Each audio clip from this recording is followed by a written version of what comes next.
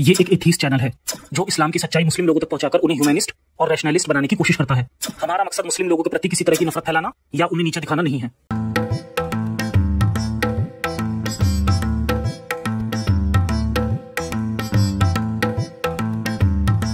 ये चैनल किसी भी रिलीजन या संगठन की मदद से नहीं चलता है। यूट्यूब इन सभी वीडियोस को लिमिटेड कर देता है। अगर आपको इस वीडियो पर एड्स ना दिखें तो कुछ डोनेशन की कोशिश जरूर करें, और अगर आपके लिए पॉसिबल हो तो हमारे चैनल को मंथली डोनेशन देने के लिए भी आगे आएं। इस मिशन के एक सिपाही बनिए और गर्व महसूस करिए सदी के सबसे बड़े मिशन के सपोर्टर होने पर। निकाह हलाला शरिया कानून के सबसे अजीबोगरीब और बगावती पहलुओं में से एक है। निकाह लफ्ज का मतलब सेक्सुअल पेनिट्रेशन यानी जिनसी दखूल, और हलाला का मतलब है किसी चीज को हलाल या जायज करार देना। इस वीडियो की कहानी कुरान की सूरह अल बकरा आयत 230 और हदीस सही बुखारी जिल्द 7 किताब 72 हदीस नंबर 715 की बुनियाद पर बनी है।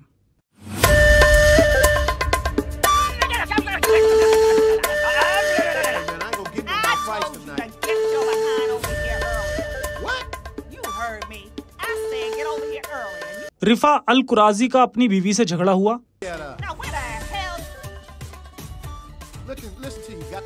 और गुस्से में उसने अपनी बीवी को तलाक दे दिया। अगर तू यही चाहती है तो ले सुन, तलाक तलाक तलाक। ऐसा कैसे? तुमने मुझे इतनी आसानी से तलाक दे दिया, बस ऐसे ही? हमारे बच्चों का क्या होगा?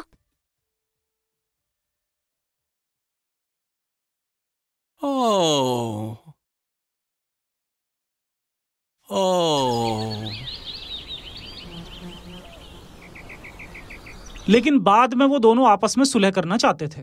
मुझे वाकई बेहद अफसोस है। ये मैंने क्या किया? जब मैंने ये 3 अल्फाज कहे तो मैं बेहद गुस्से में था। मुझे ऐसा नहीं करना चाहिए था। मुझे बहुत अफसोस है। हमें दोबारा एक होना चाहिए। मैं अपने परिवार को बचाना चाहती हूँ, लेकिन क्या हम इन 3 अल्फाज के बाद ऐसा कर सकते हैं? लेकिन याद रहे कि रसूलुल्लाह ने कुरान की सूरह अल बकरा की आयत नंबर 230 में फरमाया है कि अगर वो शौहर उसे यानी बीवी को 3 बार तलाक दे दे तो वो उस पर उस वक्त तक हराम है जब तक कि वो दूसरे शौहर से निकाह ना कर ले। फिर अगर नया शौहर उसे तलाक दे दे तो औरत और इसके पहले शौहर पर कोई गुनाह नहीं कि वो दोबारा निकाह करना चाहे। क्या उसने वाकई ऐसा कहा था? मुझे तो ऐसा ही लगता है। अरे नहीं, क्या मुझे सिर्फ आपके पास वापस आने के लिए निकाह के लिए किसी दूसरे मर्द की तलाश करनी पड़ेगी? आखिर इस अजीबो गरीब और पेचीदा कानून का मकसद क्या है? इस्लाम में तलाक का लफ्ज तीसरी बार बोले जाने के बाद तलाक अटल है। औरत को अपने पहले शोहर से दोबारा निकाह करने से पहले किसी दूसरे मर्द से निकाह कर उससे तलाक लेना होगा। इसलिए उसने अब्दुल रहमान इब्ने अल जुबैर नामी बूढ़े और गरीब आदमी से शादी करने का फैसला किया। मैं तुमसे शादी करूंगा और तुम्हारा मेहर ये झालर का पर्दा है। ओह, क्या बस यही है आपके पास? हालांकि उसने मेहर के तौर पर इस अदने से तोहफे को पसंद तो नहीं किया, लेकिन वो अब्दुल रहमान से शादी करने के अपने मंसूबे पर कायम रही। निकाह की तकरीब खत्म होने के बाद अब्दुल रहमान उससे हमबिस्तरी करना चाहता था। मैं तुमसे हमबिस्तरी करना चाहूंगा। नहीं, अभी नहीं, बराए मेहरबानी। क्या अब हम सेक्स कर सकते हैं? शायद बाद में। ठीक है। तुम मुझे ठुकरा क्यों रही हो? मुझे कब तक इंतजार करना पड़ेगा? हम शादीशुदा हैं, क्या नहीं है? क्या तुम में या मुझ में कुछ खराबी है?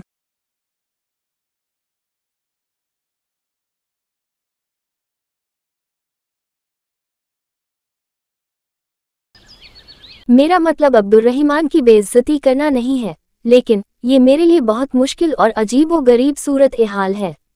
मैं अपने परिवार को बचाने के लिए एक अजनबी के साथ जिनसी ताल्लुक बनाने पर मजबूर हूँ। इस मामले में मेरी राय से कोई फर्क नहीं पड़ता, मेरे जज्बातों से कोई फर्क नहीं पड़ता, मेरे पूरे वजूद से कोई फर्क नहीं पड़ता। मुझे इस मसले को हल करने की खातिर, जिसकी वजह मैं नहीं हूँ, अपने जिस्म को अपनी मर्जी के खिलाफ इस्तेमाल होने देना है। ये सरासर नाइंसाफी है और मुझे कोई इंसाफ नहीं मिल सकता। आखिरकार अब्दुल रहमान ने महसूस किया कि उसकी नई बीवी को उसके साथ मुबाशरत करने में कोई दिलचस्पी नहीं है। उसे इस औरत पर बहुत गुस्सा आया। तूने जानबूझकर मुझे ठुकराया ताकि मैं तुझे तलाक दे दूं और फिर तब तू रिफा के पास वापस चली जाए। यही मंसूबा है ना तेरा? ठीक है ना? अरे नहीं, मुझे लगता है कि आपको कोई गलतफहमी हुई है। कुरान की सूरह अन-निसा की आयत नंबर 34 उन औरतों को मारने पीटने के लिए कहती है जिनकी तरफ से तुम्हें बेवफाई और बदअखलाकी का अंदेशा है। मत मारो मुझे, चोट लग रही है मुझे, बचाओ बचाओ बचाओ। अगले रोज वो खातून इंसाफ का मुतालिबा करने आयशा से मिलने उसके घर गई।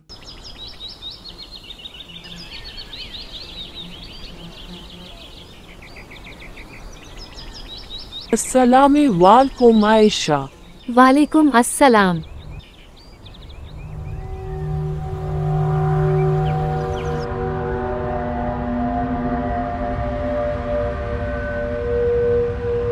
अस्तगफिरुल्लाह, ये क्या हुआ तुम्हारे साथ? अब्दुर्रहिमान ने मुझे बहुत बुरी तरह पीटा। ओह नहीं। नबी मोहम्मद आयशा के घर तशरीफ लाए। क्या हो रहा है यहाँ पे? इसके शौहर ने उसे मारा पीटा। मैंने किसी औरत को इतनी तकलीफ में नहीं देखा जितना ईमान वाली औरतों को देखा है। देखो, उसकी चमड़ी उसके कपड़ों से ज्यादा सब्ज है। तभी अब्दुर्रहमान और उसकी दूसरी बीवी से उसके 2 बेटे मोहम्मद से मिलने आए। ओ रसूल अल्लाह, इसने आपसे झूठ बोला। अल्लाह कसम, मैंने इसके साथ कुछ भी गलत नहीं किया, लेकिन वो नामर्द है और मेरे लिए इस तरह से किसी काम का नहीं है। ओ रसूल अल्लाह, अल्लाह कसम, इसने झूठ बोला। मैं बहुत ताकतवर हूँ और इसे संतुष्ट कर सकता हूँ, लेकिन ये मानती नहीं है और रिफा के पास वापस जाना चाहती है।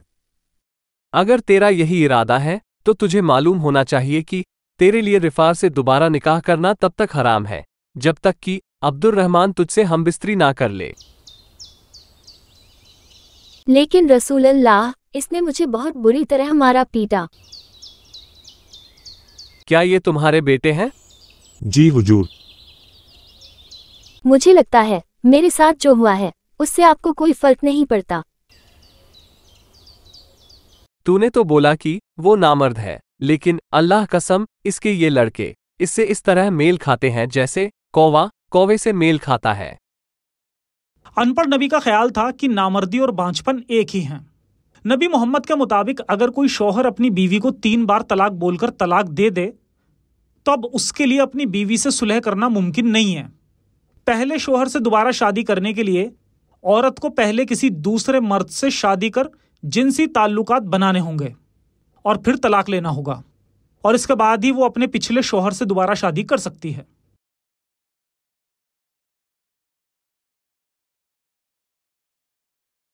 रसूल अल्लाह ने इस बारे में एक लफ्ज़ भी नहीं कहा कि अब्दुर्रहिमान ने मुझे बुरी तरह पीटा। मुझ जैसी औरत के लिए इंसाफ कहाँ है? कुरान की सूरह अन-निसा आयत 34 ने मर्दों को हमेशा के लिए औरतों के साथ ज्यादती करने का बहाना दे दिया है, सिर्फ इसलिए कि मैं रिफा से दोबारा शादी कर सकूं। इसके लिए मुझे तलाक की नीयत से किसी दूसरे मर्द से शादी करने की आखिर जरूरत क्यों है?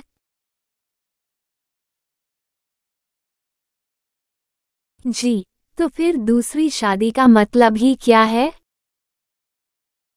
निकाह हलाला में किसी दूसरे मर्द से जिनसी ताल्लुकात बनाने की शर्त सिर्फ अलामती यानी प्रतीकात्मक नहीं है। कुरान की सूरह अल-बकरा की आयत 230 में नबी मोहम्मद ने साफ तौर पर फरमाया है कि उबूरी यानी कि अंतरिम शादी में जिनसी ताल्लुकात जरूर बनाए जाने चाहिए। ये हुक्म उस औरत के लिए सरासर जिल्लत भरा है जिसने अपने शौहर के गुस्से के लिए भले ही कुछ भी किया हो, फिर भी शौहर के गुस्से का खामियाजा इंतहाई जिल्लत आमेज तरीके से सिर्फ उसे ही बर्दाश्त करना होगा।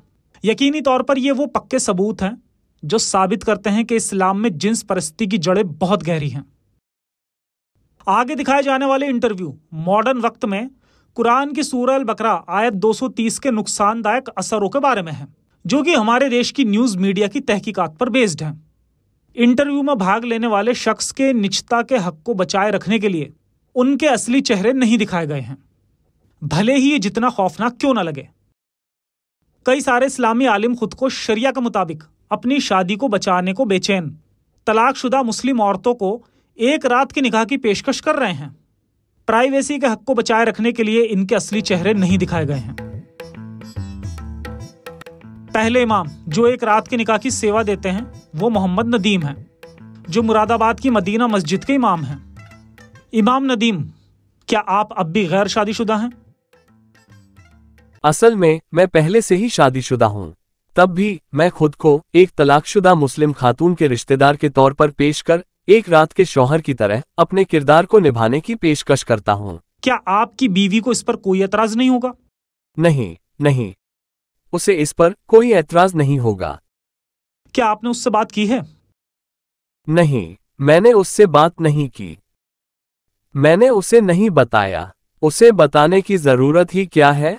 मैंने इससे पहले भी कई निकाह हलाला कराए थे। इस बार मैं सेक्स समेत पूरी सर्विस के लिए एक पैकेज डील की पेशकश करूंगा।